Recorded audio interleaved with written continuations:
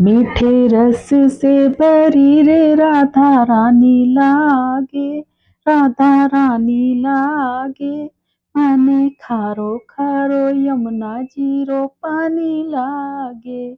हाँ जी, राधे राधे, जय श्री कृष्णा, जय Shri Ram. Welcome my YouTube channel उपहार जी 25 में आपका बहुत बहुत स्वागत है। और दोस्तों, आज है राधा अष्टमी। हालांकि मन चुकी है पूरे दिन से, बट कोई नहीं, राधा जी की अष्टमी का व्रत है तो वो चलता रहेगा। और हर बार की तरह मैं फिर इस बार चूक गई कि मैंने एक दिन पहले ब्लॉग नहीं बनाया। तो कोई नहीं, आज राधाष्टमी का व्रत था मेरा, तो आज ही सही है ब्लॉग। तो हैप्पी राधाष्टमी पहले तो मेरी सभी यूट्यूब फैमिली को। और जैसे हम कृष्ण जी का इतना महत्व मानते, तो राधा जी का भी बरसाने में इतना ही चलता है। बरसाने में आज राधा रानी का जन्म हुआ है और बहुत ही हर्षोल्लास से ये पर्व मनाया जाता है। और कहते हैं कि कृष्ण से पहले राधा का नाम लो तभी कृष्ण प्रसन्न होते हैं। तो अगर हमें कृष्ण की कृपा पानी है, उनकी भक्ति पानी है, तो राधा का तो स्मरण करना ही पड़ेगा। तो एक बार प्यार से बोल दीजिए राधे राधे। राधे राधे हमेशा बोलते रहना चाहिए। देखिए, कहते हैं ना, राधे राधे कहो चले आएंगे बिहारी। बिल्कुल, कभी वृंदावन बरसाने में जाके देखिए, वहां पे हर कोई यही बोलता है, राधे राधे राधे राधे।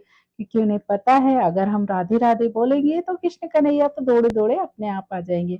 और फिर राधा जी की महिमा का तो क्या ही गुणगान करो। वो तो इतनी सुंदर थी, इतनी मतलब उनका तेज था, उन्हें वरदान मिला हुआ। किशोरी जी इसीलिए कहा जाता है कि उन्हें वरदान मिला हुआ था कि वो कभी भी मतलब बूढ़ी नहीं होंगी, और वो कभी बूढ़ी हुई भी नहीं थी, वो हमेशा किशोरी रही थी।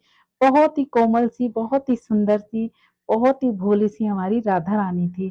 और देखिए, राधा रानी ने दुख भी कम नहीं सहे हैं, क्योंकि उनकी जिंदगी में हमेशा विरह रहा है। हालांकि कृष्ण ने भी उनके लिए विरह से मतलब सहन किया है, पर उनके पास फिर भी रुक्मणी जी थी, और भी पटरानी थी उनके पास, 16,001 पटरानियां थी। तो कृष्ण ने तो फिर भी विरह कम सहा है, पर राधा रानी के पास केवल कृष्ण थे। हालांकि राधा रानी की भी शादी हुई थी, पर वो केवल नाम मात्र की। बाद में वो उनसे भी अलग हो गई थी, उन्होंने वैराग्य ले लिया था। और लास्ट टाइम वो कृष्ण के पास ही रही थी। कहा जाता है कि जब जन्म पहले राधा रानी का हुआ था, पर मरी पहले मतलब गोलोक को पहले राधा रानी गई थी। मरी नहीं बोलना चाहिए, राधा रानी है वो। तो जब राधा रानी गोलोक को प्रस्थान किया था, तब उन्होंने कृष्ण के ही मतलब गोदी में सर रख के उन्होंने आखिरी सांस ली थी। कहते हैं कि उन्होंने मतलब जैसे वो आई थी, एक कथा भी है इनकी कि जब ना राधा रानी बहुत मतलब जिंदगी से परेशान हो गई थी, तो वो कृष्ण के मतलब पास आ गई थी महलों में, और वहां पर उन्होंने छुप कर दासी की तरह अपना अंतिम समय बिताया था। पर कृष्ण तो जानते थे कि ये मेरी राधा है। और जब राधा रानी अंतिम समय आया, तब कृष्ण के मतलब गोदी में सर रख कर उन्होंने लास्ट टाइम कहा था कि आप मेरे लिए मुरली बजा दो। और तब कृष्ण के आंसू थे आंखों में, और वो मुरली भी बजा रहे थे। और वहीं वो गोलोक को गमन कर गई थी। और उसके बाद कृष्ण ने बांसुरी तोड़ दी थी। उसके बाद कृष्ण तो थोड़ी देर और मतलब थोड़े दिन और जिए थे, क्योंकि उनको बहुत कुछ करना था। तो फिर थोड़े दिनों बाद कृष्ण भी चले गए थे। और ये तो एक आना जाना उनका एक लीला थी। वरना आप देखिए, कहते हैं ना, कृष्ण राधा और कृष्ण का प्रेम तो एक बहाना था। उनको तो पूरी दुनिया को प्रेम का अर्थ समझाना था। बिल्कुल, राधा कृष्ण का प्रेम का क्या है, वो तो कहीं भी मतलब यहाँ रहे चाहे गोलोक में रहे, वो तो हमेशा साथ ही रहते हैं। पर मनुष्य की तरह जन्म लेके उन्होंने मनुष्य को ये सिखाया था कि प्रेम ऐसा भी होता है। प्रेम इतना पवित्र भी होता है, जहाँ पर शादी का बंधन नहीं, केवल आत्मा से प्रेम होता है। और इतना पवित्र प्रेम होता है कि वो एक को चोट लगे तो दूसरे को आंसू आ जाते हैं, और दूसरे को दर्द होता है। ऐसे ही एक किस्सा है कि जैसे एक बार मतलब सब लोगों ने कहा कि ये सब कैसे हो सकता है कि राधा को अगर दुख हो तो कृष्ण को भी दुख होगा।